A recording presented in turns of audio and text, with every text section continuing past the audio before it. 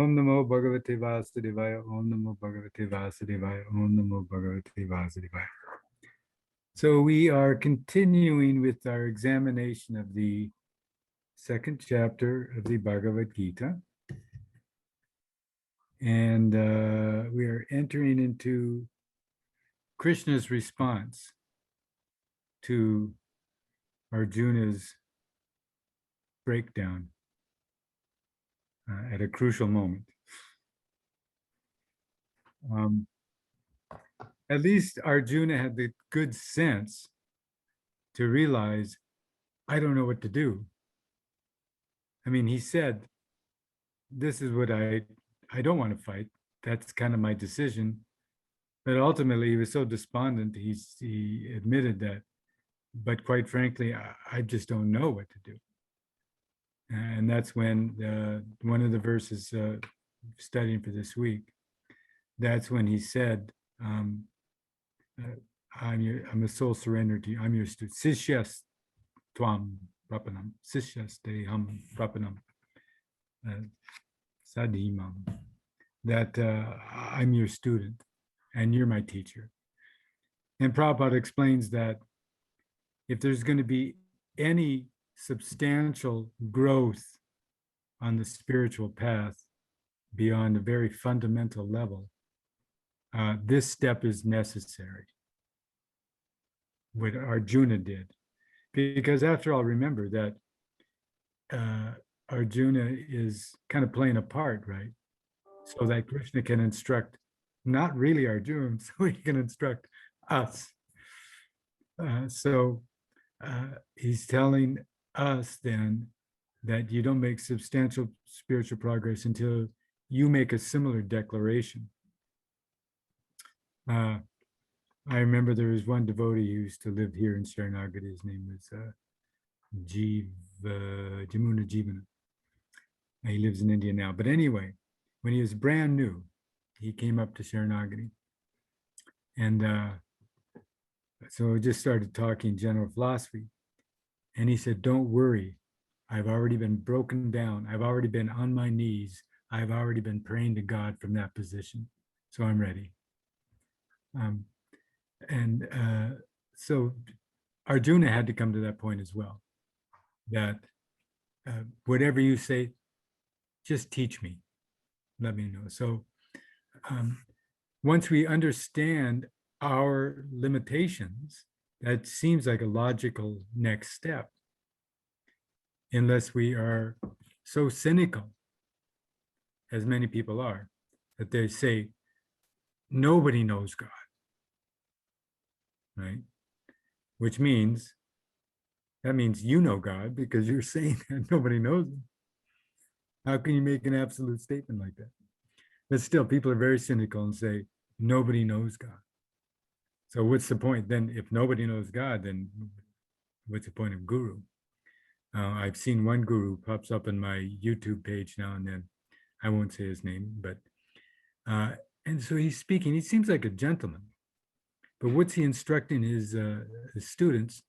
That take turmeric in the morning, mix with a little honey.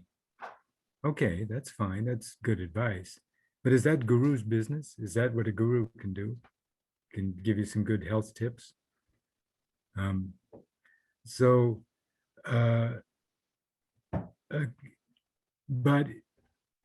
guru surrendering then means for serious knowledge. You know, we're not approaching a guru for that reason. We're approaching him for ultimate solutions to the real problems of life. So that's what Arjuna did then, that I'm not sure exactly what I'm supposed to be doing. You please instruct me. So that's when Krishna finally starts to talk. And Krishna tells him, well, you're speaking, it sounds like you're speaking words that make sense, but actually they don't make sense. You're speaking like a fool. And then he goes on to explain how and why he's speaking like a fool by explaining, number one, the nature of the soul. And even that's such critical knowledge and also obscure knowledge until Guru informs you about the nature of the soul. You can't say for certain. And I'll give you an example. There's next to my bed, I have a little clock radio, right? So if I wake up in the middle of the night, can't get back to sleep, then I turn on the radio and it puts me to sleep because it's so boring. But there's one show that I heard just last night because I woke up last night. And it's called Coast to Coast. I don't know if you're familiar or not familiar, but anyway, they discuss, I'll say alternative thought kind of ideas. So the expert last night just happened to be an expert on the soul. And he was explaining, first of all, he had the right idea that the body is just a vehicle and the soul is what animates the body. Okay, that's good. He probably stole it from Bhagavad Gita, but anyway, that's true. But then he said that the soul requires the body in order to see or to hear, taste, all the different functions that we have. You require a body to do those things. That's why the soul incarnates. Well, actually, that's not true. The body is a vehicle, and the eyes, for example, are like our windows, right? We can look out. And we are limited by those windows. The soul is in the particular body. So if I have poor eyes, badly functioning eyes, then I don't see very well. But the soul. Vishwadika Prabhu was calling me. She said she'll be joining very soon. Okay. That's good news. So the soul can see. Doesn't require eyes. Doesn't require material eyes. And there's one story we were talking last week about Dhritarashtra and how he left home and how Sanjaya was so despondent about it. So anyway, there's a purport there. We'll see what happens in that particular story. Maharaj Yudhisthira and Sanjaya are wondering, where is Dhritarashtra? And then Narada Muni comes and he explains to them that he's gone. And then he says, and there's no use even trying to bring him back home, because already through his meditation, he's achieved a state where he doesn't care about his home anymore. So very ironic, because, he basically orchestrated an entire war for the sake of his home. And then, a year later, doesn't care. You couldn't bring him back home even if you wanted. But my point is that in that section, there's a purport. And Srila Prabhupada is talking about the state of mind of a materially liberated soul. And he says that for that person, they don't even the experience material pains. In other words, what we're thinking is their material body. It's not a material body. It's a fascinating concept that you can, by your consciousness, because we're so accustomed that every little problem that I experience with my body from sun up to sundown, I'm very much aware of it. Whatever kind of discomfort or pain, I'm totally aware of what's happening in the body. But so here's a description of a different state of consciousness where you don't feel those pains. And Dhritarashtra was described like that, such a person. So the point being made here is that the soul is by nature transcendent to the body, but does not require the body in order to hear or to see or to taste or to smell. In fact, it's just the opposite. The body is a restriction on those things. For example, if you go to Pet Center and buy a dog whistle, and then you blow the dog whistle, you maybe think you have to return it, get your money back because you can't hear anything. But the dog hears it. So, and of course, if you've seen a dog, they can smell things that you can never smell, right? They can hear things that you can't hear. One time I went to some museum and they had all these rocks laid out and they looked like your garden variety rock, dirty gray pile of rocks. And then they turn on a particular light. I can't remember what the light was called. And suddenly in these dull gray rocks, there's these beautiful colors and patterns right there in front of you, but you can't see it. They say similar things for butterflies, right? They can see colors in flowers that you can't see. I don't know who tested that or how they could test it, but so they can, in other words, that's why we say the senses are imperfect. The senses are very limited, very ineffectual. But according to your body, you can use those senses to that capacity. So Krishna's trying to explain to Arjuna the nature of the soul. And as I said, this is basic knowledge, but that if you don't have a guru who actually knows, then you'll take this guy from coast to coast and think, well, here's the authoritative explanation of what is the soul. But it's not. So Krishna gives a nice explanation to Arjuna. And he's explaining this to Arjuna because he wants him to understand the logic, at least, of the fact that you don't need to lament because nobody's dying. It looks like somebody's dying. Nobody's actually dying. And in fact, he says it's impossible for somebody to die. Even if you wanted to kill somebody, you can't do it. You can't crush them. You can't burn them. You can't, there's nothing you can do. Up here, there's one bug called a tick, and it falls from the trees sometimes in the springtime and lands on you. So these ticks, you don't want a tick because then it bores into your skin and can create all sorts of problems. But so if you see a tick, right, you feel something in your head, it's a tick. So it's like Bhaktisiddhanta Saraswati Thakur once said that it's okay to kill a poisonous snake. Just a kind of a modified version of ahimsa. Poisonous snake, okay. Or even a mosquito, if they're invading. On the one hand, there's a story of McGrary the hunter.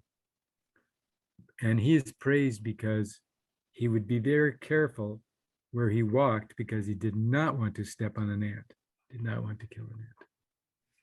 So we have that. And why not? Because what animates that body, what makes that body move? That's a soul. No different than, it's not like there's an ant soul and a human soul. It's the same soul, but just like in our bodies, we can be restricted, for example, as the hearing starts to diminish, we're restricted in that way. So when the restriction becomes extremely confined as a result of one's karmic deserts, you may get the body of an ant. And then what can you do? Well, you can lift heavy things relative to the size of your body, but basically you just run in circles and look for sugar. I don't know what ants are doing, but it's extremely restricted and limited consciousness and body, or any animal. In fact, one of the purports in the section of the Bhagavad Gita that we're reading today, Prabhupada uses the term kripana. Kripana means a miserly person. So miserly generally refers to somebody we think of, they've got a lot of money and they just keep it for themselves. They don't give anybody the money. So that's a miser. In the Srimad Bhagavatam, or in Krishna book, Srimad Bhagavatam, there's one story called Description of Autumn. And in Description of Autumn, there's some talk about how the rains come after a long dry season. And those rains are compared to a generous person who, when there is need, opens the treasury house and serves society in that way. The opposite of such a person is a miser. That all my money is mine, and I'll won't give it to anybody. The problem with that, of course, is that in your next life, when you die, it's gone. You can't come back and claim, hey, that was my bank account. But anyway, so Prabhupada, when we talk about a miser, he refers to it in spiritual terms. That a miser, so the money in that case, or the wealth in the spiritual analogy, is a person who has a human body. That's the wealth. And a miser is one who refuses to use the advantage of the human form of life, which is it has the capacity, at least, to pray to God, to try to understand God, and ultimately even to understand God. So if you've got a vehicle with that capacity and you don't use it for that, you use it for trying to satisfy the very senses which we've already described as limited and ineffectual, and increasingly so with each passing year, that's called a miser or kripana. Somebody who is spiritually selfish, does not open himself to the possibility of growing in his relationship with God, with Krishna. So Prabhupada introduces that term, kripana. So anyway, so Krishna is talking about the soul cannot be destroyed. So this tick is like that you find the tick on your head, you take them off, and you may want to kill it because they're actually, they can be dangerous, just like a rattlesnake. Sometimes there's rattlesnakes up here. And I don't hesitate. Some devotees think, oh, well, let them do their thing. And that's okay. But I just have this like heart gripping fear if I see a rattlesnake. So I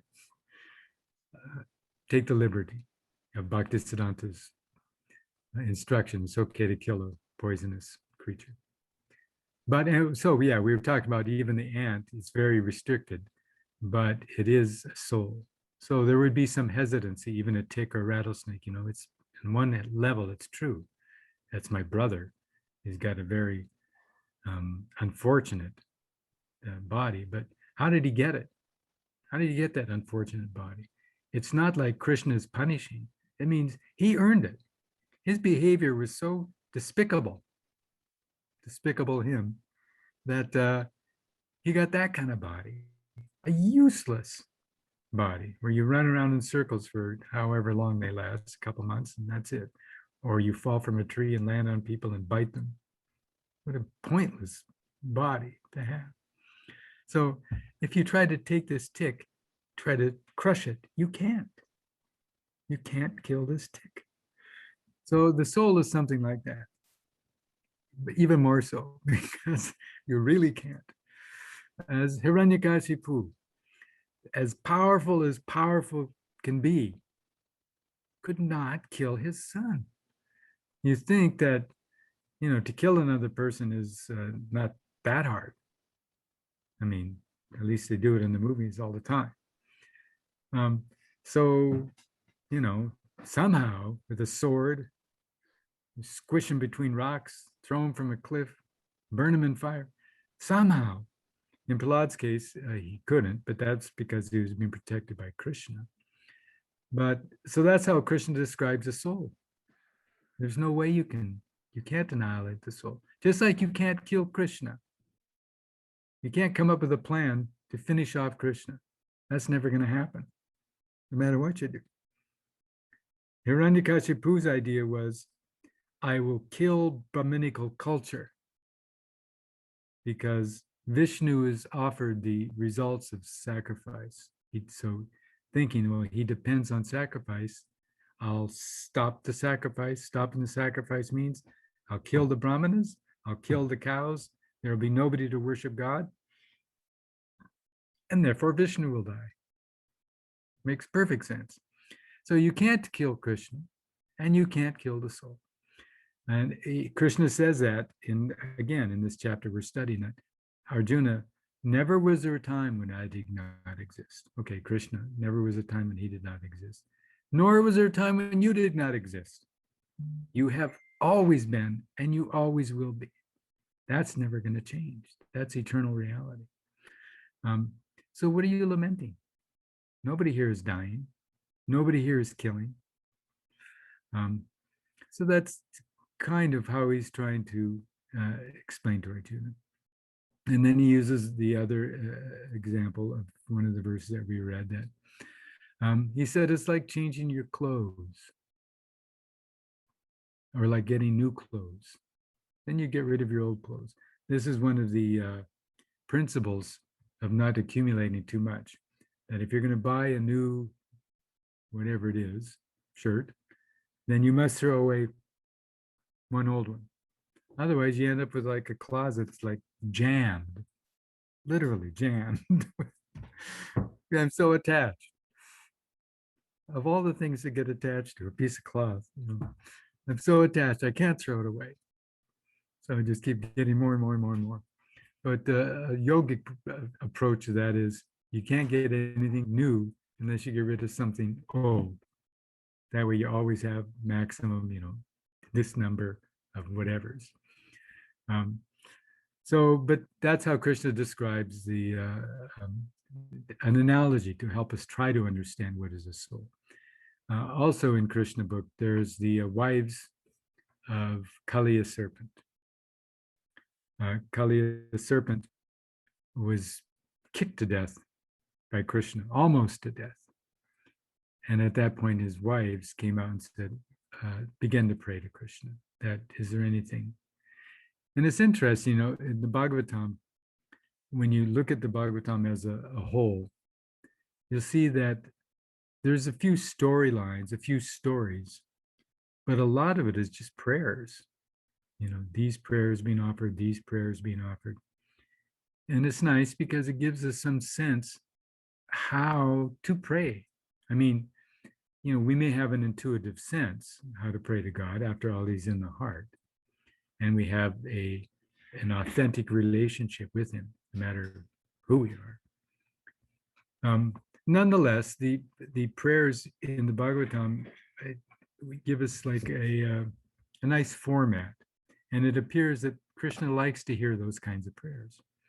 So anyway, the wives, before they even make their requests, they're actually coming to ask Krishna, don't kill our husband. Spare him. I know he's just a serpent, speaking of killing snakes, but don't kill him. But before they make their request, they begin to pray to Krishna. And one of the things they say is that you are actually in everyone's heart. So imagine that. Krishna, the person we're always talking about, the person who's like, does everything, creates everything, he's in my heart. He's not like, a billion miles away, although he is that too, but he's in my heart. And they say, not only our heart, you're in everybody's heart, but it's so hard to perceive it. You're right there, and it's so hard to perceive it. Prabhupada explains in Nectar of Devotion that the supersoul, the Paramatma, Krishna in the heart, is about the size of your thumb. So you would think, well, if he's that big, he should be somehow perceivable, right? Get a chest x-ray or something. There's Krishna standing there. But Krishna, in explaining the nature of the soul, also in the second chapter, says one of the features of the soul that he's invisible. He's right there. He's the very thing that animates the body. He's the only thing that animates the body. Because when the soul's gone, the body turns like this and can't do anything. No matter what you do, kick it, whatever, can't do anything. So he's the only thing that animates, but he's invisible. So Krishna also, he's right there, the size of a thumb, but you can't see him. So that's what they were saying. There you are, right in our hearts, but it's so hard to perceive you. It's a difficult thing. So understanding the nature of the soul is not it's simultaneously easy and not easy. It's easy because it's reality. You know, you are not the body, you are the soul. But it's not easy because the body is all I know. So then Krishna gives other examples to try to illustrate the fact, because it's so important to understand, because it is the basis for your decisions you're going to make, what you're going to do with your life. So he tries to explain that, look, you're already changing. It's your body is going from baby to childhood to older and older and older. And the changes are not just incidental. The changes are huge. You know, take a look at yourself in a baby picture. If you don't think that the changes are huge, it's total changes. Or if you can remember what your mind was like when you were, grade 5 or grade 1, just starting out. I remember myself, for some reason, at some place, some school playground, age 5, almost ready to start school. And I knew what teachers were. And in my mind, a teacher was like really a special intelligence person. So I was in this school ground, and it was after school time, and something happened, and I started crying, something small thing. And then I looked at this teacher to see, there was a teacher some distance away talking with some other teacher. And I thought, okay, well, if I cry loud enough, they'll come and tend to me. So, I've tried to forcibly cry loud so to get the teacher's attention, even though I don't even know what I was crying about. And the teachers were obviously annoyed. Maybe they could perceive it. What's this kid doing? Whose kid is it anyway? Where's his parents? So now what do I think about that body? It was me, it was there, but it's so ridiculous. That's me? No, that's not me. But that was me inside of a 5-year-old body, and that's how 5-year-old bodies behave. And then it just keeps changing through different phases. And at none of those phases, as it turns out, is it you. So anyway, so Krishna is trying to explain to Arjuna all of this to put some perspective, not only to definitively explain what is body, what is soul, but to put some perspective on the decision that he has to make. He has to make a life-changing, profound decision here, and he wants him to make the right decision. So therefore, he tells him, what you're lamenting for is not lamentable, because nobody dies. You're not going to kill anybody. And then later on in the Gita, he also says that actually, I've already killed them all. I already know what the result is going to be. I know who's going to win, because it's all actually part of my plan. But anyway, so that's the section of the Gita we're talking about, the understanding the nature of the soul and making decisions based on knowledge, not based on whims. Okay, that's about as deep as the well water is tonight. If there's any corrections or additions, any realizations you might have had from reading this, I'm assuming you must have read a little bit of this chapter in preparation. Any thoughts that came to you or anything like that? Yep. Otherwise, Yoginath Prabhu, I really appreciate your how you spoke about Krishna being in the heart of every living being and how we don't recognize that. And that always reminds me of the wonderful story of it was Muchukunda, who was running after Krishna to kill him. Krishna made Muchukunda very, very angry, and so Muchukunda was running after him.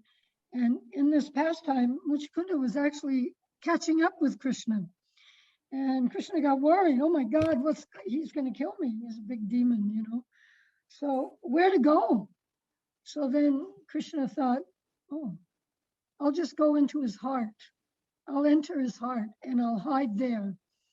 And Prabhupada explains in the purport that a demon, this is a perfect place to hide because a demon will never think like that. He'll never come to that understanding that Krishna is in the heart. So I don't know, but that story just always to me really epitomize that realization. And I was reading in Bhagavad Gita, one of the verses we should be reading is verses 20 to 22 in this chapter. And there's a wonderful quote there from Svetasvatara Upanishad, where Prabhupada is using the example of the two birds in the tree. Well, it's actually, Prabhupada is using it because he's quoting. I'll start by quoting the verse. Although the two birds are in the same tree, the eating bird is fully engrossed with anxiety and moroseness as the enjoyer of the fruits of the tree. But if in some way or other he turns his face to his friend, who is the Lord, and knows his glories, if the bird that's trying to enjoy can know a little bit the glories of Krishna, at once the suffering bird becomes free from all anxieties. So it sounds very simple, but as it says in the beginning of this verse, the eating bird is fully engrossed with anxiety and moroseness as the enjoyer. That's completely contradictory, but that's our ridiculous condition in the material world. We're engrossed with anxiety and moroseness as the enjoyer. That's that epitomizes to me our problem in the material world. I just wanted to share that. Yes, it's because in Krishna consciousness you'll hear this a lot in different dialogues that you can't enjoy in this world, and you think, oh, wait a minute, you can enjoy a little bit, but when you begin to analyze, your life, scrutinize things, you see, wait a minute, you really can't. It doesn't work. Whether I believe in Krishna or don't believe in Krishna, you still can't enjoy this world. It turns out to be frustration only, practically every step. And then if there is some enjoyment, like I get to the beach in Hawaii, of course you can't go to Hawaii, the enjoyment is like 10 minutes.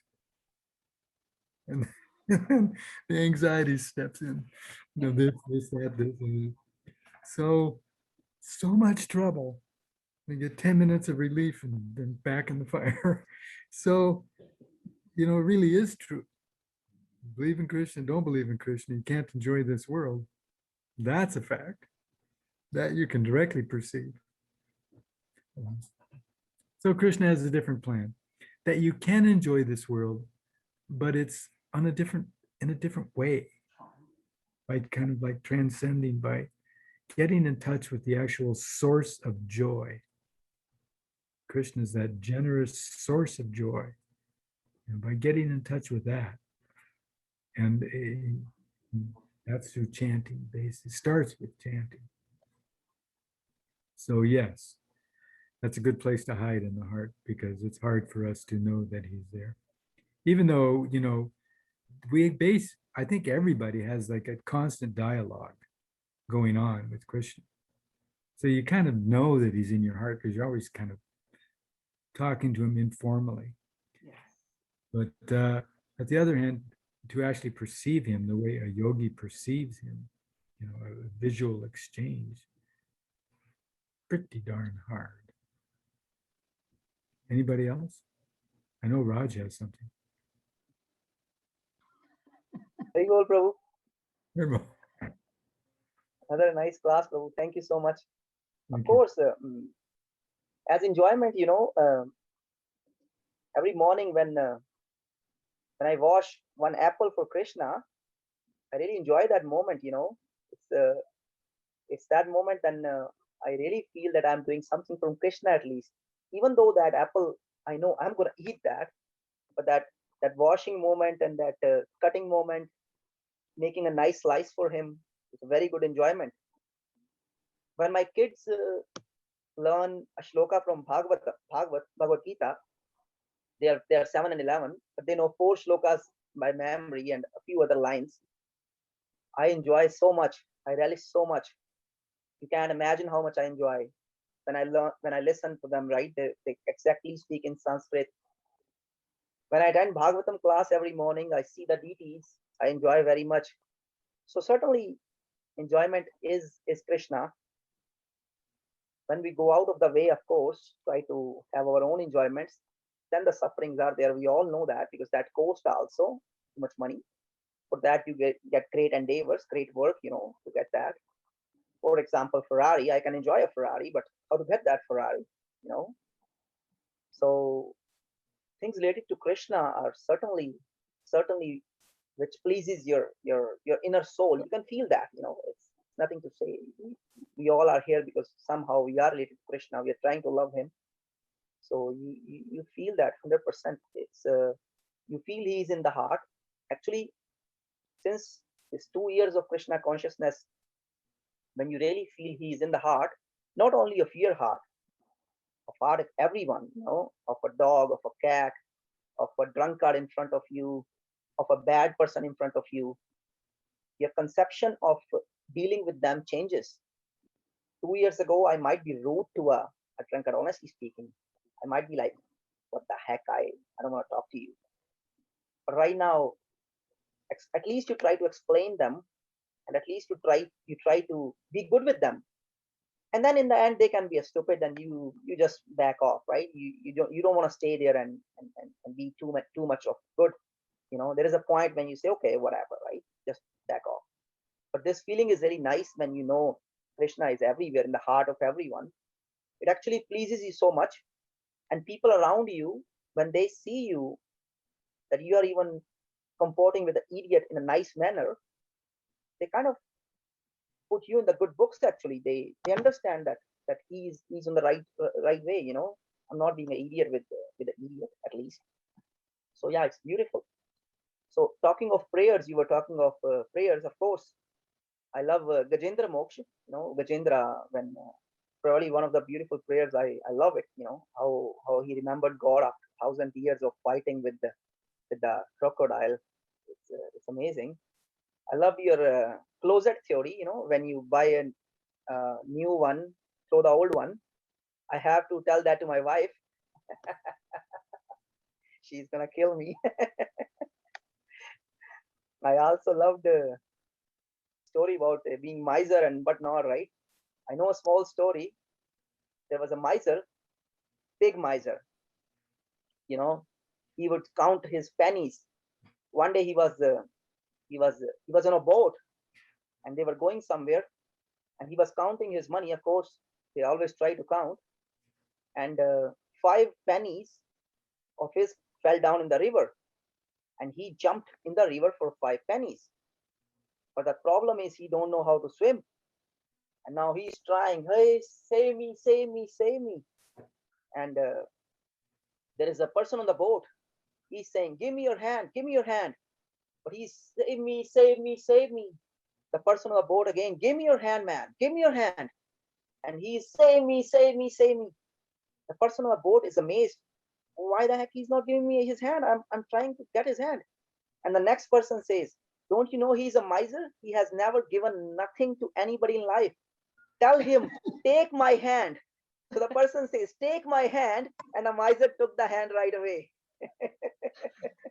so we should be giving the Krishna to everyone. I think it's a beautiful thing. The good thing is I went to Sharnagati on the weekend. I was in Sharnagati. What? Yeah, I missed you actually. Now I see the wooden blocks at the back. I'm like, I would have seen Yoginath Prabhu.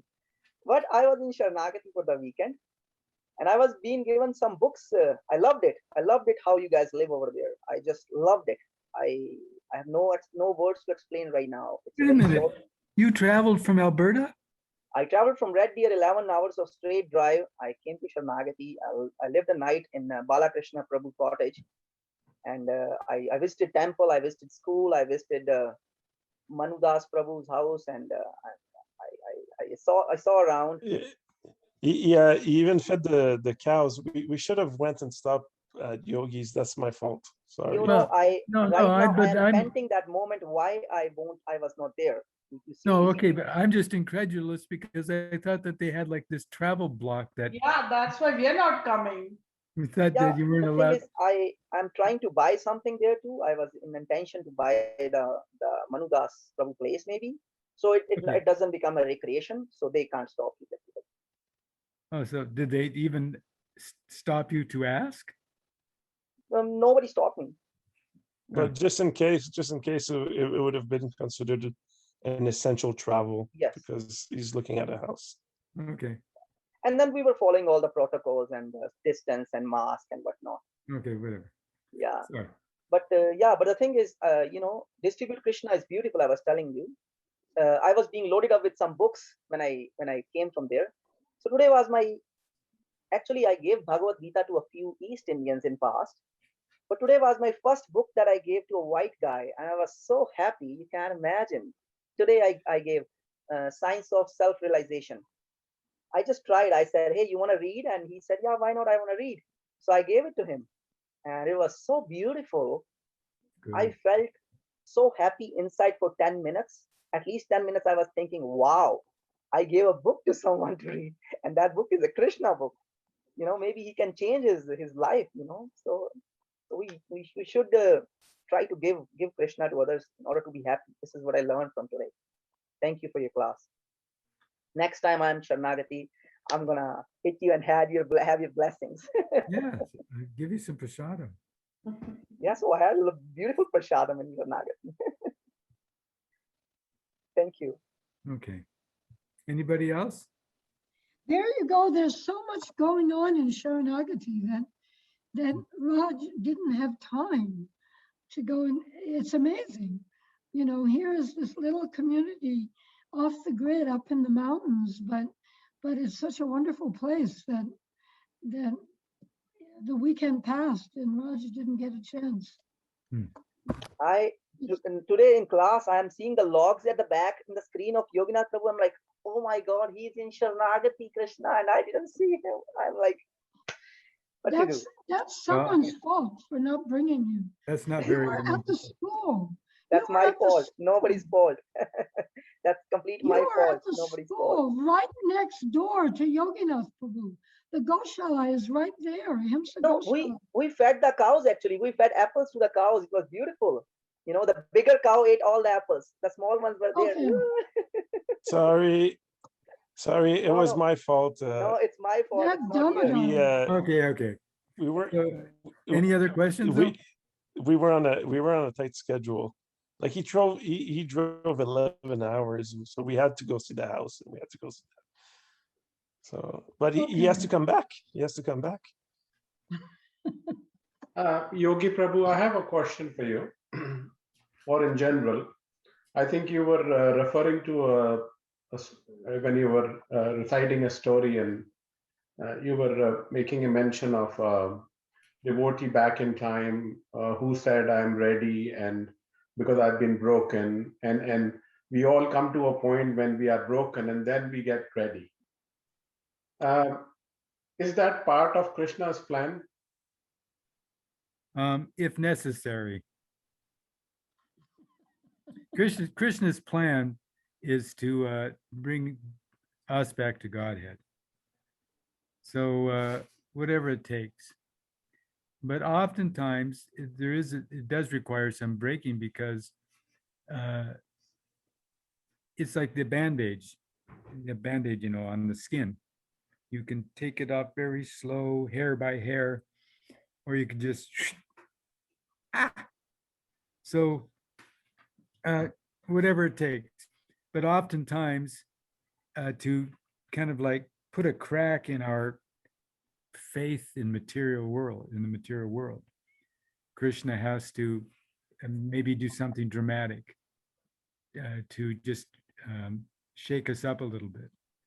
So But that pain that we feel, for whatever reasons that might be, is that a pain because of a bad deed, but taking us back into the direction of Godhood? What really happens there? Well, sometimes it could just be karma. I'm getting what I deserve. But how I respond to it, That's what. right? That's what makes that, then you're becoming a devotee. How I'm responding to it, that, okay, Krishna, thank you. You're helping me. Because a non-devotee becomes resentful. What kind of God is that? Punishing me of all people, making things difficult for me. Because the process of submission at that time makes it so easy on your mind to kind of, the moment you start submitting and letting it go completely, it makes it so much easier on your mind. Yes, because you're in reality. When you're feeling I'm really dependent on Krishna, you're in reality. So it's got to be a relief. And, as opposed to being false. Like in this section of Bhagavad Gita, Krishna says, of the non-existent, there is such a thing as non-existent. All the stuff around us is the non-existent. And of the which actually real, that never stops. So if we're getting free from false and entering into truth, of course there's some relief. And feeling ourselves to be dependent upon Krishna and Krishna's goodwill, that's reality. So that's relief. It feels good. So we have to wait till 24th then. So Prabhu, we've been so impatient to visit, but we are waiting for the 24th. If anybody hears that everybody's coming, then Come on up. we should take off too, We will have to have the same plan as Raj had, Yeah, you come up to buy a house. reasoning to, Spread the word. That's our line. and hopefully we can, if we end up meeting somebody on the road, we can say Raj did it, so why can't we? You should have his address. and Sometime I everything should ready. shut my mouth. Oh God.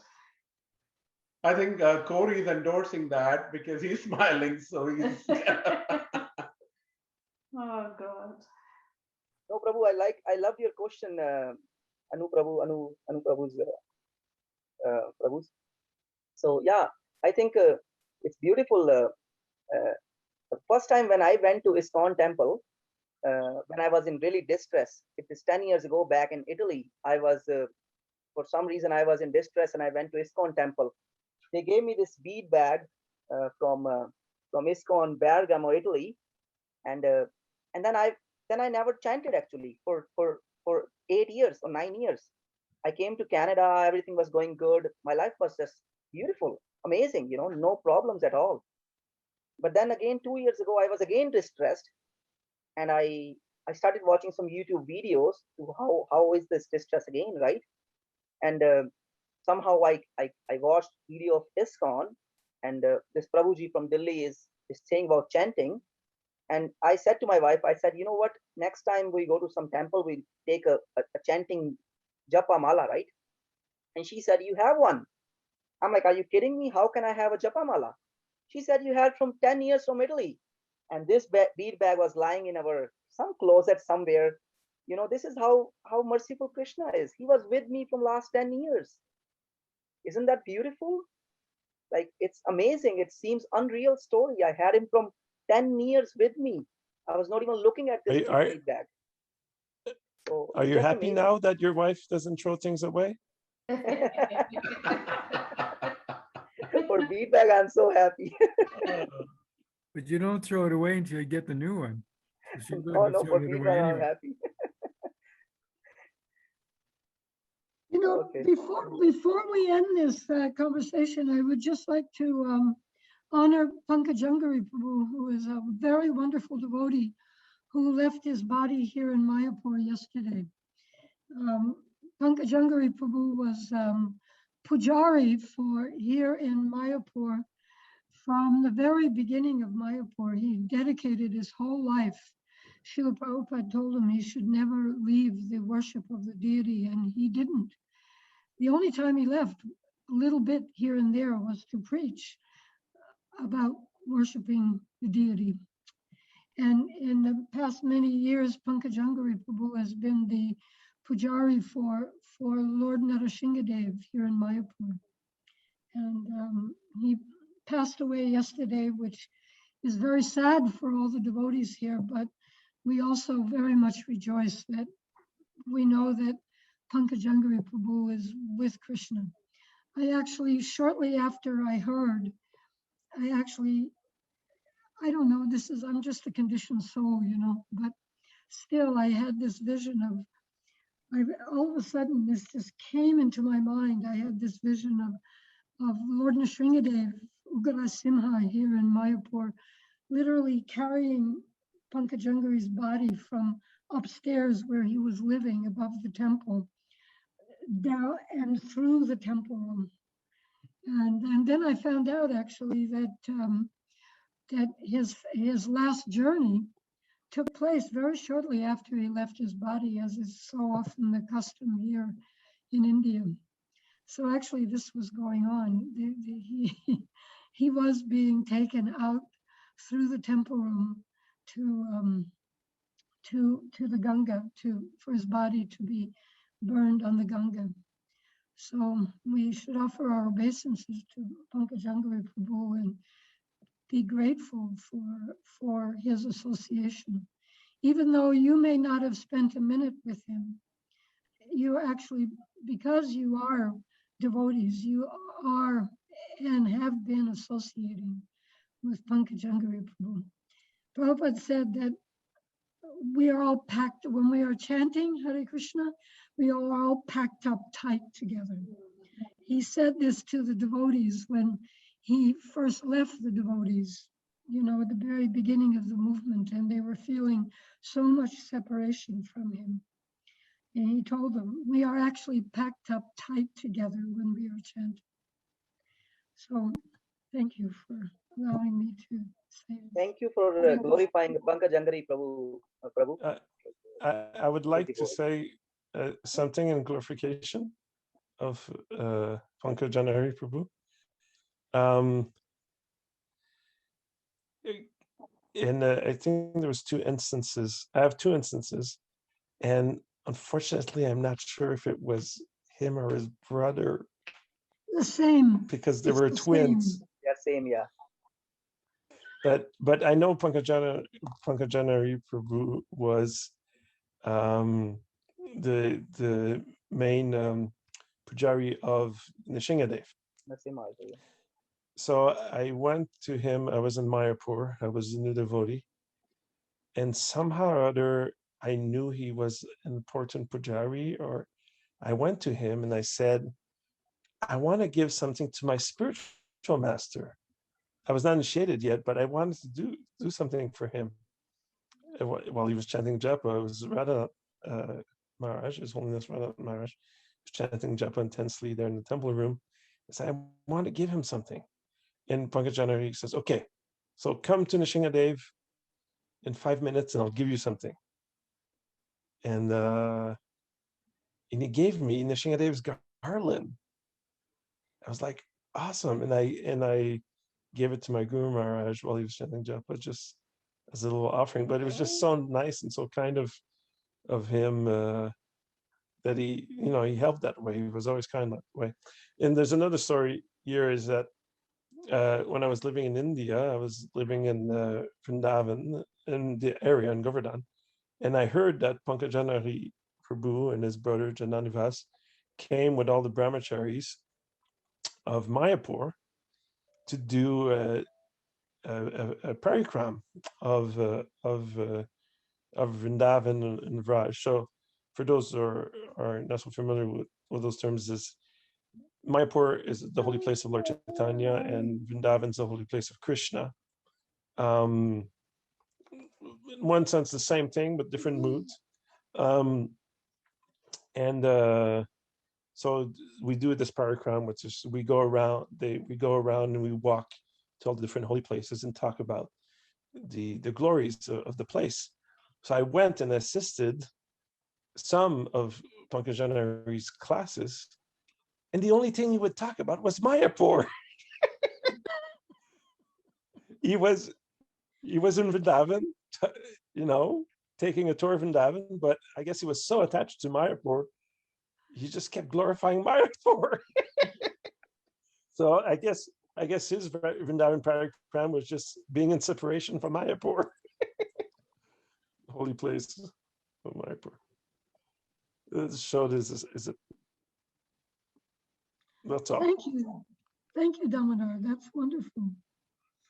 It's always wonderful to hear these wonderful pastimes of the devotees. It was not last year, it was a little further before that, but still, one morning it was during freezing cold winter, and it can be very cold here in the temple room in the morning in January, very, very cold. It's all marble, there's no doors. The walls are made lattice walls, so the air comes flowing through. And a couple mornings in a row, one younger Mataji devotee came to me and said, why do we put sandalwood on Srila Prabhupada's forehead in the middle of winter when it's so cold? And I said, I don't know. And again, she asked me the next day, she said, did you find out? I said, no. So then I saw Pankajangari Prabhu. He was on the other side where the men usually stand of Srila Prabhupada's Vyasasan.